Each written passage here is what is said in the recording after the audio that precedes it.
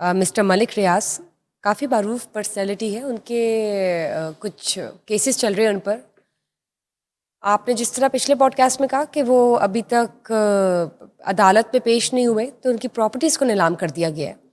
कौन कौन सी प्रॉपर्टीज़ है ये ये बताइए। देखें बुशरा, ये तो कानूनी एक कार्रवाई प्रोसेस है, ठीक कार्रवाई है। प्रॉपर्टी, हाँ, ये सवाल जो आप करिए उनकी कौन कौन सी प्रॉपर्टी कहाँ कहाँ है, पूरा पाकिस्तान में जाहिर है कि उनकी कितनी परसेंटेज कह सोसाइटीज सकते और हैं? ये देखिए, बाज तो ऐसी, अब ये जो प्रॉपर्टी नीलाम की गई है जी इसके बारे में तो किसी को भी नहीं पता था पहले। बनी गाला में अब देखे ना कि क्या हमसायागिरी है, दोस्ती है जो निभा रहे हैं मलिक रियाज इमरान खान के साथ। कि बनी गाला जो है ना, थोड़ा ऊपर जो है वो आस्ताना इमरान है और बुशरा बीबी है, और नीचे जो है 450 कनाल ये जगह है जो अली रियाज मलिक के नाम थी, उनके बेटे इकलौते ठीक साहबजादे ठीक अली रियाज ठीक। मलिक। अच्छा, ये 450 कनाल जो है बनी गाला में ये राजी है। और बनी गाला आपकी फेवरेट मुकाम है, आपको पता ही है। आप को वो नाम ही बड़ा पसंद है बनी गाला, जो मनी गाला बन गया था उस वक्त। जी और अब बनी गाला से मनी गाला तक का सफ़र सारा वो आपके सामने है, मगर आप मानने को तैयार नहीं है। अच्छा, बनी गाला की ये प्रॉपर्टी है 450 कनाल, ये जो है नीलाम कर दी गई है। अच्छा, मलिक रियाज का इस पे जो मौक़िफ़ डायरेक्ट तो हमारे पास नहीं आया, लेकिन इनडायरेक्ट एक मौक़िफ़ उनका ये है कि ये उन्होंने जगह जो है 2.25 करोड़ रुपए किनाल के हिसाब से खरीदी थी खुद। पर कैनाल। पर कनाल ठीक पौने ठीक। 2 करोड़ खरीदी थी, 450 कनाल जगह। अब ज़रबे देने का कोई फायदा नहीं है, हाँ जहन पे जी जोर ना दो ज्यादा। जी जी। ज़रबे देने का ये लेकिन अब नीलाम नहीं हो नहीं, रही है आप सिर्फ जो है ना इवेंचुअली।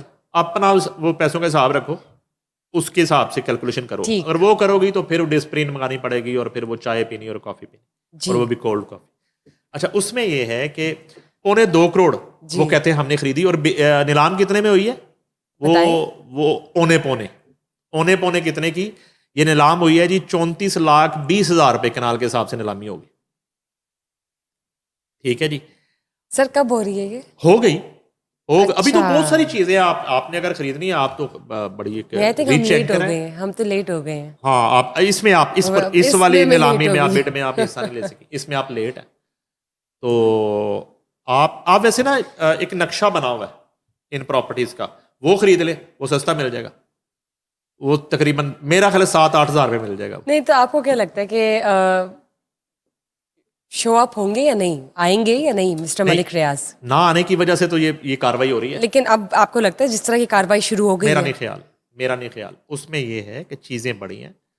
उसमें अब वो कहना शुरू हुए हैं ना, उन्होंने कहा जी कि देखें 34,20,000 रुपये कनाल नीलाम कर दिया।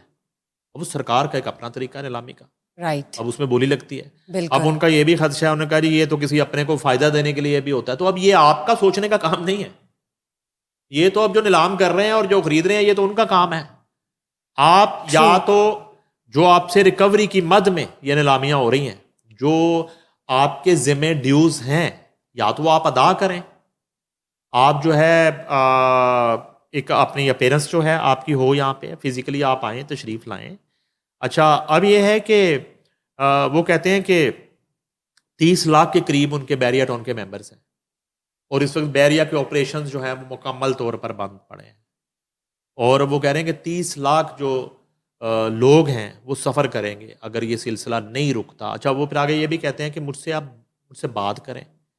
अब किसने बात करनी है और आप किससे करना चाहते हैं? राइट। ठीक है। और सबसे बढ़कर ये है कि जहाँ आप बैठे हैं, ठीक है, वो आपकी बात करवा दें। आप दुबई में बैठे हैं और जिनके शेल्टर में बैठे हैं, तो उनके जरिए आप बात करें। इशारा किस तरफ है आपका? मैं दुबई गवर्नमेंट की बात, यूएई गवर्नमेंट की बात ठीक कर रहा हूँ। ठीक।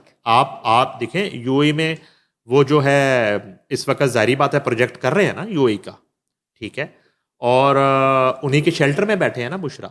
जी और इंटरपोल ट्रीटी तो है आपकी दुबई के साथ। बिल्कुल। दुबई से जो है आप 406 का मुलजम तो आराम से पकड़ के ले आते हैं। आप जो है चोरी डकैती का मुलजम और 302 का मुलजम आराम से पकड़ के ले आते हैं। तो आप अरबों रुपए का नादहिंदा या डिफ़ॉल्टर, कौमी ख़जाने को नुकसान पहुंचाने वाला एक शख्स वहाँ पे बैठा है, उसको क्यों नहीं ला रहे? क्यों जो है अब तक ताख़ीर हो रही है। अच्छा, वो अभी तक इस तरह की एफर्ट सामने भी नहीं आई। तो वो दुबई में इतला है कि वो एक बैरिएटन का प्रोजेक्ट कर रहे हैं, वो वहाँ की जो है एक सरकार है उसके साथ मिलके कर रहे हैं, और उनकी एक आशीर्वाद भी है, और एक प्रोजेक्ट जो उन्होंने ज़िम्मे लिया है वो डिलीवर भी करना है इन टाइम, बर वक्त। ठीक, ठीक है, और वो कर भी देंगे। वो जितने बड़े डेवलपर हैं मलिक रियाज, तो राइट, वो कर भी देंगे। No doubt. तो उसके बाद ये है कि यहाँ चंद सवालात ये पैदा होते हैं कि मलिक रियाज ने जिस भी दौर में जो भी मुबैना तौर पर खुर्द बुर्द की होगी, चलें आसान अल्फाज में, और जो भी उन्होंने लूटमार की होगी, ये भी कह लेते हैं, ठीक है, वो अकेले तो नहीं होंगे उसमें। उस वक्त की ब्यूरोक्रेसी भी होगी, उस वक्त बहुत से रेलेवेंट जो डिपार्टमेंट हैं उनके लोग भी होंगे, और मैं तो बिल्कुल बराह रास्त कहता हूँ कि उस वक्त की हुकूमती लोग भी शामिल होंगे, सियासी लोग भी शामिल होंगे। तो बाकी लोग कहाँ हैं?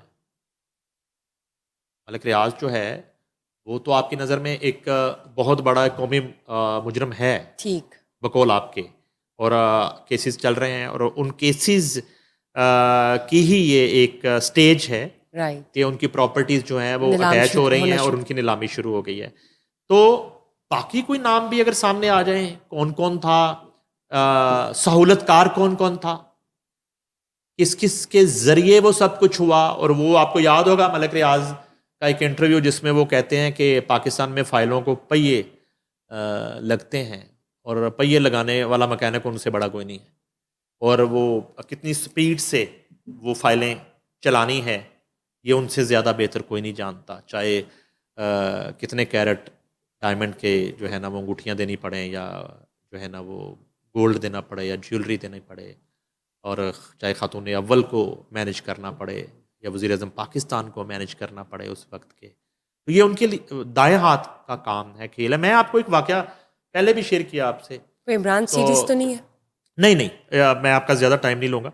जी, मैं इसमें ये है कि एक दफ़ा परवेज़ मुशर्रफ दौर में भी इस तरह की सूरत हाल शुरू हुई। मैं ठीक, बिल्कुल मैं बराह रास्त नाम ले रहा हूँ, ठीक है, ये मेरे बताइए सामने की प्लीज। कहानी। तो उस वक्त भी इन्हें कहा गया कि आप अपनी चीज़ें ठीक करें, आपकी चीज़ें ठीक नहीं हैं, और इसी तरह के केसेस।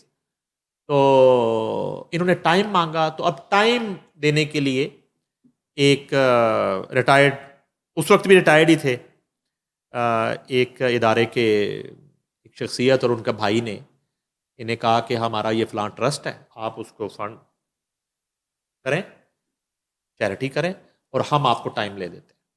तो उनका ये दावा था ऑब्लाइज करना, मेरे ठीक, सामने उस वक़्त ये दावा था कि उन्होंने मलिक रियाज को 6 माह का टाइम लेके दिया कि 6 माह के अंदर मलिक रियाज अपनी चीज़ें ठीक करेंगे, और जो वाजिबुल अदा इनकी तरफ जो है सरकार के हवाले से जो अमाउंट है वो पे करेंगे। यही कमिटमेंट होगी ना। ठीक, और 2 दिन बाद उन्हीं 2 भाइयों का जो ट्रस्ट था उसके इवेंट में वो गए और 14 करोड़ रुपए का चेक चैरिटी भी करके आए। अब वो तस्दीक हो गई मुझे, जो मेरे तक खबर आई कि ये मामला चल रहा है, और वो दोनों टाइम लेके दे रहे हैं, 6 महीने का के, ठीक है, परवेज ठीक, मुशर्रफ से। अब कट करें, उसके फौरन बाद वर्ल्ड कप था।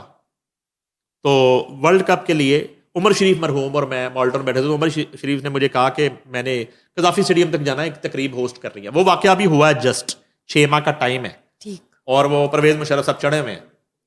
तो जब कजाफी स्टेडियम पहुंचते हैं तो ये सारी टीम थी, मुझे याद है बिस्बा उल हक गलबन कैप्टन थे, शुएब मलिक और ये सारी टीम थी। तो उमर शरीफ ने उस अलविदाई तकरीब थी, टीम को रुखसत करना था वर्ल्ड कप के लिए, और उमर शरीफ ने कंडक्ट करनी थी वो। तो मैं उनके साथ एंटर हुआ हूँ, तो स्टेज पे उस वक़्त के सदर पाकिस्तान परवेज़ मुशर्रफ आ चुके थे, वो स्टेज पे बैठे थे। मुझे याद है आज तक, जब हम एंटर हुए तो उमर शरीफ को वो इशारा कर रहे थे, और थोड़ा आगे जाके जब रोशनी में देखा तो उनके दाएं जानब परवेज़ मुशर्रफ के गवर्नर पंजाब खालिद मकबूल बैठे थे, और उनकी बाएं जानब मलिक रियाज बैठे थे।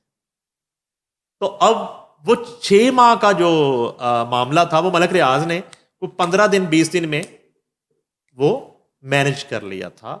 वो अच्छे बच्चे बन गए थे, और मुशर्रफ साहब ने उन्हें माफ़ कर दिया था, इजी कर दिया था, या मे बी उन्होंने वो उस वक्त की जो रिक्वायरमेंट थी वो पूरी कर दी होगी, फुलफिल कर दी होगी तमाम जो डिमांड थी या चीज़ें थी या एक Maybe. आईनी तरीकाकार अपना लिया होगा।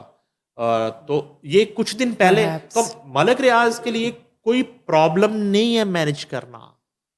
ये उन्हीं के अल्फाज हैं, जब उन्हें कहा जाता था कि आप इतनी बड़ी एम्पायर है आपकी, तो आप एक मीडिया हाउस भी बना ले। तो उन्होंने कहा मुझे क्या ज़रूरत है मीडिया हाउस बनाने की, ये जितने मीडिया हाउसेज हैं ये मेरे हैं।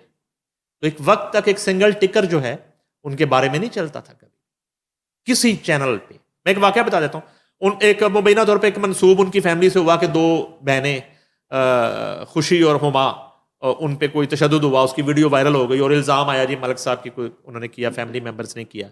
तो वो दोनों जो हैं इमरान खान के भांजे हसान न्याजी जो अरेस्टेड हैं 9 मई में, उनके साथ लाहौर प्रेस क्लब पहुंच गई प्रेस कॉन्फ्रेंस करने के लिए।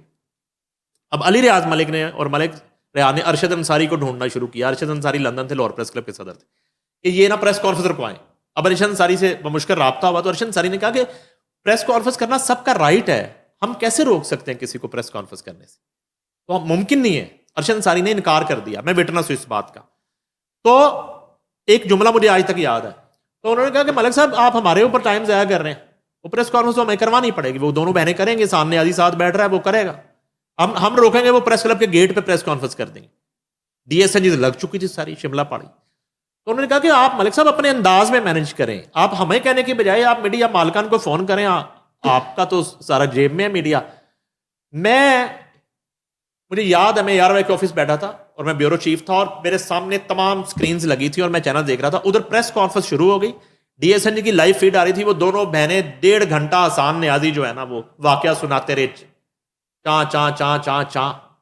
1.5 घंटे में किसी चैनल पे एक सिंगल टिकर नहीं चला उनका। ये मैं बता रहा हूं मैनेजमेंट मलिक साहब की।